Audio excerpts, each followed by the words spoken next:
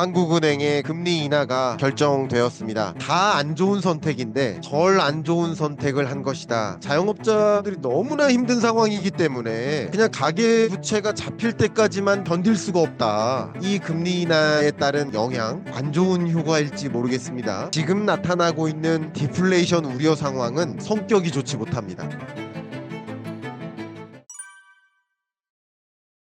네, 여러분 안녕하세요. 좀 급하게 여러분께 좀 찾아뵈었습니다. 4년 5개월 만에 한국은행의 금리 인하가 결정되었습니다. 어떻게 보면 역사적인 금리 인하 결정이고요. 그만큼 우리 한국 경제의 내수 부진이 심각한 상황이라고 볼 수 있겠습니다. 부동산 가격 상승과 가계부채 증가라는 상당한 부작용의 우려도 감내하면서 내린 의사결정이기 때문에 이 심각한 상황이 어떤 것인지 내막을 명확히 진단하고 들여다봐야 될 상황이 아닌가 생각해 볼 수 있겠습니다. 제가 지금 좀 시끄러운 환경에 있어요. 지금 코엑스의 이 포럼 현장에 와 있고 전시홀입니다. 그래서 좀 시끄럽지만 양해를 좀 구하고요. 제가 마이크를 좀 가까이 대도록 하겠습니다. 어쨌든 최선을 다해서 지금 왜 이렇게 결정을 내렸는지 말씀을 드리도록 하겠습니다. 지금부터 이제 본격적으로 왜 4년 반 만에 금리 인하를 했을까?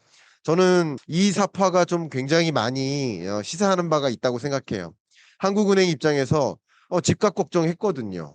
가계부채 걱정했거든요. 가계부채 터지는 거 아닌가? 집값 가뜩이나 상승하는 국면인데 내수가 너무 불안해서 내수 증진을 하기 위해서 금리 인하를 하긴 해야 될 텐데 내수 증진하고자 금리 인하를 하다가 집값 더 상승하는 거 아닌가? 가계부채 더 늘어나는 거 아닌가? 그러니까 이걸 가지고 금리 인하를 해야 될 것인가 결단을 해야 되는 상황인 거예요. 그러면 이 금리 인하를 어떻게 해석해야 되는가? 지금부터 좀 궁극적으로 좀 설명을 드려보도록 하겠습니다. 일단 여러분께 의견을 드리려면 한국은행은 어떻게 통화 정책을 결정하는가, 통화 정책의 메커니즘을 설명드려 보고 싶어요.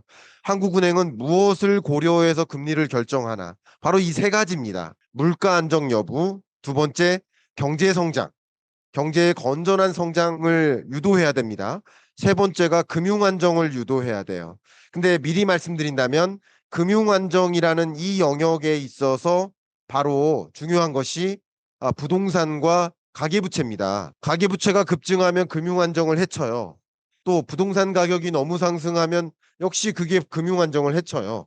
그런 면에서 금융 안정을 고려하니까 가계부채 부동산을 고려하는 거라고 생각해 볼 수 있겠어요. 그러면 제가 지금부터는 이 금리를 인하하는 그 결정에 있어서 물가 안정 첫 번째, 경제 성장 두 번째, 내수 경제겠죠. 세 번째, 금융 안정. 이 세 가지를 고려하면서 금리 인하가 필요한 여건이었는지를 지금부터 보도록 하겠습니다. 근데 최근 들어 이창용 총재의 발언들을 한번 요약 정리해 볼게요.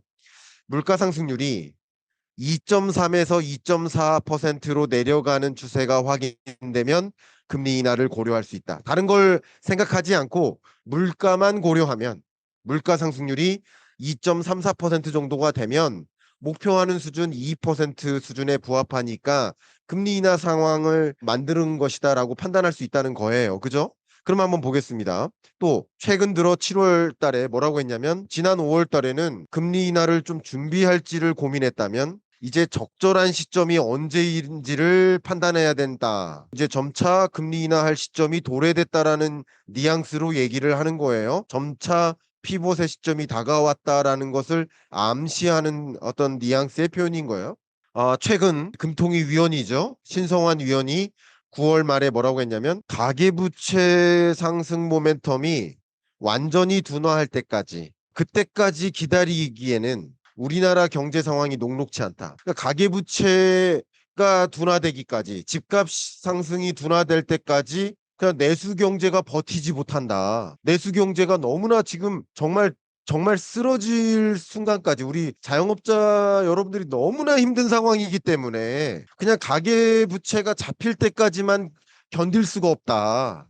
언제까지 견디느냐 이거예요. 그만큼 상황이 녹록하지 않을 만큼 내수 부진이 너무 심각하기 때문에 사실은 부동산과 가계부채만 고려하면 금리 인하가 어렵지만 또 내수 부진, 성장이라는 것을 본다면 금리 인하를 해야만 하는 상황에 막다른 골목에 놓여 있는 것이다. 라는 또 의미를 함축하고 있습니다. 최근에 9월 30일 날 기재부와 한국은행의 타운홀 미팅이 있었습니다. 이것은 또 어떤 의미가 있냐면 저의 해석은 뭐냐면 지금 금리 인하는 하긴 해야 된다.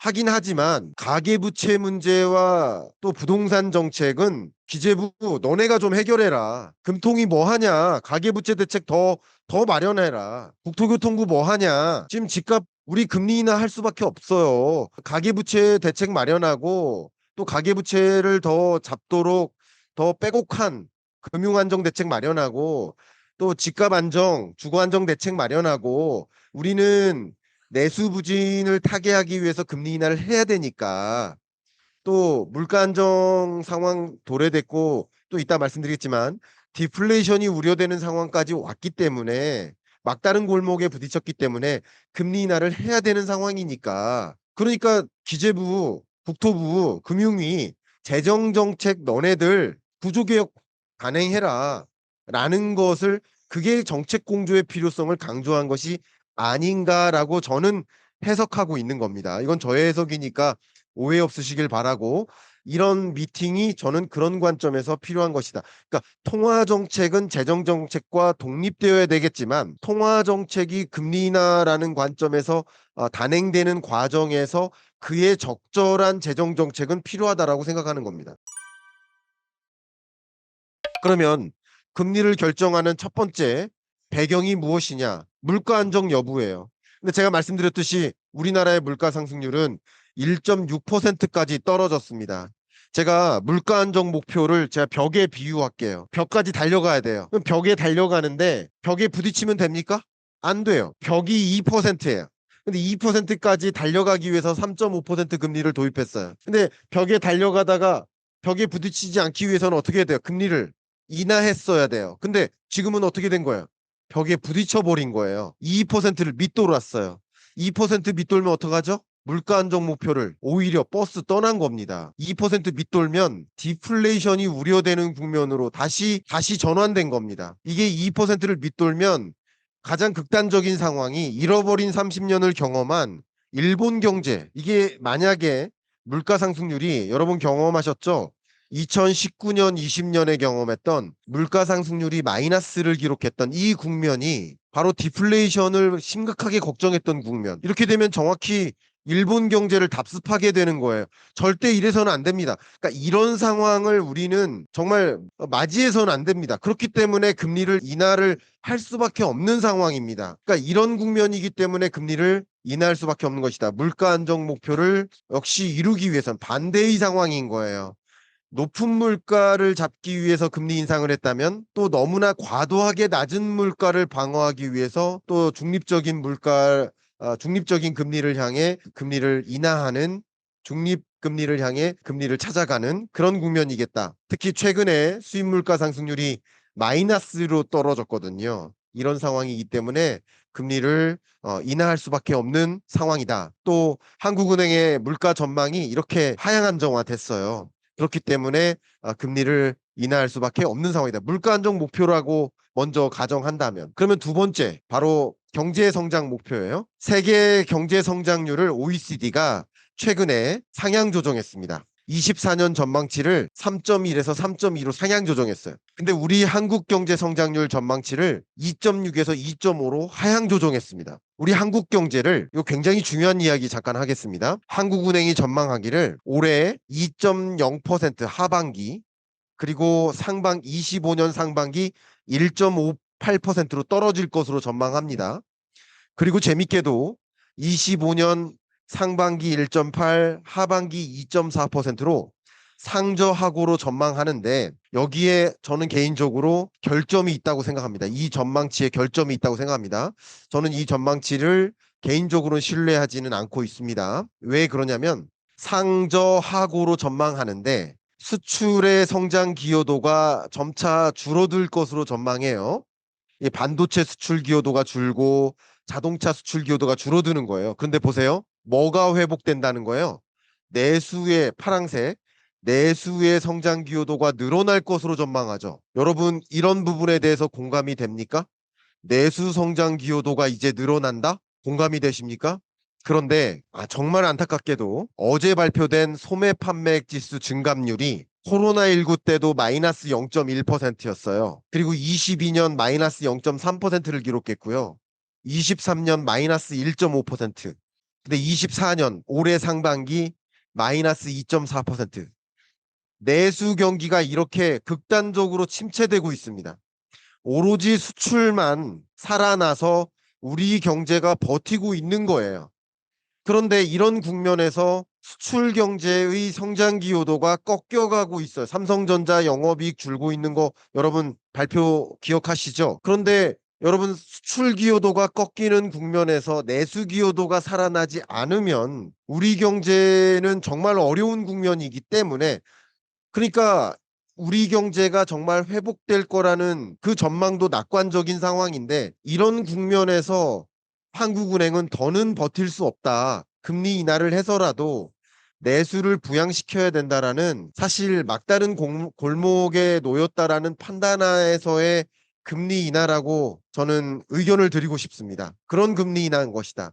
그러면 저는 저울을 놓고 봤을 때 금융 불안, 가계부채 불안, 또 집값 불안도 있겠지만 이것도 중요합니다. 엄중합니다. 제가 이 문제가 별거 아니라고 말씀드리는 게 아니, 이것도 굉장히 무거운 숙제입니다. 그러나 이 내수 불안이라는 이 숙제가 더 엄중하다라는 판단하에 금리를 인하한 것이다라고 의견을 드리고 싶습니다. 금융 안정 목표 당연히 중요해요. 그러나 이 금융 안정 목표, 금융 불안에 있어서 한 가지는 미국의 빅컷의 금리 인하가 있었기 때문에 한 가지 불안이 좀 덜었고, 환율 불안도 덜었고, 그다음 중요한 부동산 가격 상승이라는 불안이 물론 있었지만, 최근 들어서 가계부채의 증가세가 스트레스 DSR을 적용하면서 좀 상승세가 좀 둔화됐고, 또 서울 아파트 거래량도 좀 둔화됐고, 또 거래액도 좀 둔화됐고 했기 때문에,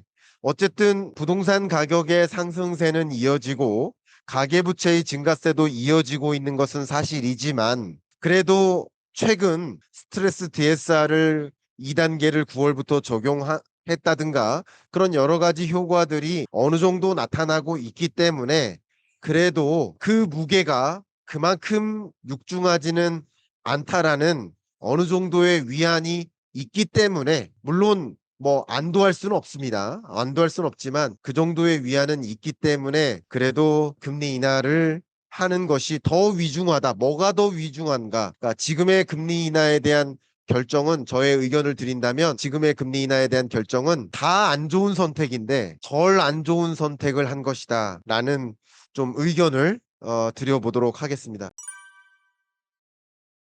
그리고 마지막으로 이 금리 인하에 따른 영향, 안 좋은 효과일지 모르겠습니다. 한국은행의 진단을 가지고 여러분께 의견을 드리자면, 한국은행이 우려하고 있는 거죠. 지난 9월 한국은행이 발표했던 금융 안정 상황에서 대출 금리가 0.25%포인트 떨어지면 1년 동안 전국 주택가격 상승률은 0.43%포인트 상승하고, 서울 주택가격 상승률은 0.83%포인트 상승할 가능성이 있다라고 진단을 했습니다. 사실 그 보고서상의 문단에 들어간 멘트는 사실 요 정도밖에 안 돼요. 그 분석된 보고서에 요만큼 문장이 들어간 수준이라고 볼 수 있습니다. 제가 드리고자 하는 이야기는, 어쨌든 한국은행은 금리를 인하하면 부동산 시장의 매매 가격 상승 효과를 피할 수 없다라는 걱정은 분명히 하고 있어요. 그래서 부동산 가격이 지금 상승하는 국면인데, 금리를 인하했을 때 나타날 부동산 시장에 미치는 상승 효과, 또 가계부채 증가 효과, 그런 부작용을 감내하고서라도 금리 인하를 해도 될까 하는 우려는 분명히 했을 수밖에 없습니다. 근데 그런 우려에도 불구하고 지금 우리 한국 경제가 겪고 있는 디플레이션 우려와 또 내수 경기 침체 상황이 너무나 심각하기 때문에 어쩔 수 없이 금리 인하를 하는 것이다라고 의견을 드리고, 마지막으로 이 의견까지 드리겠습니다. 마지막으로 드리고 싶은 것은 지금 나타나고 있는 디플레이션 우려 상황은 성격이 좋지 못합니다. 가격이 떨어지는 현상은 두 가지 때문에 야기돼요. 공급이 많아도 가격이 떨어질 수 있거든요. 그리고 수요가 줄어도 가격이 떨어질 수 있거든요. 근데 지금 생산이 많아지거나 공급이 많아져서 가격이 떨어지는 것은 덜 문제일 수 있지만 지금처럼 내수 부진에 따라서 수요가 부진함에 따라서 나타나는 디플레이션 우려 상황, 우리 한국 경제의 물가 상승률 둔화 상황, 이것은 상당한 불황형 디플레이션 우려 상황으로 진단할 수밖에 없고 한국은행은 그걸 우려하고 있다라고 판단할 수 있겠습니다. 그걸 우려해서 금리 인하를 결정한 것이다. 그런 것은 결국 제가 25년 경제전망서에서 밝혔던 이야기처럼 내수 경기는 부진한 상황이지만 금리 인하를 통해서 자산 시장의 어떤 긍정적인 효과는 피할 수 없다. 그러니까 결국은 자산 시장으로는 돈의 이동은 일어나고 내수 경기는 좀 계속 어려운 제가 계속 말씀드리는 더 갭 between Wall Street and Main Street. 자산시장, 자본시장은 상승하는 흐름을 가져올 수 있겠지만 메인 스트리트, 실물 경제, 골목 상권은 정말 혼탁하고 어려운 그런 모습이 안타깝게도 지속될 수 있는 그런 모습을 보여주고 있는 것은 아닐까 하는 지금 우리네 경제를 해석을 여러분께 의견 드리도록 하겠습니다. 여러분 좀 시끄러운 상황에서 저의 이 목소리가 잘 들렸는지 잘 모르겠습니다. 좀 시끄러운 상황에도 끝까지 들어주셔서 좀 감사합니다.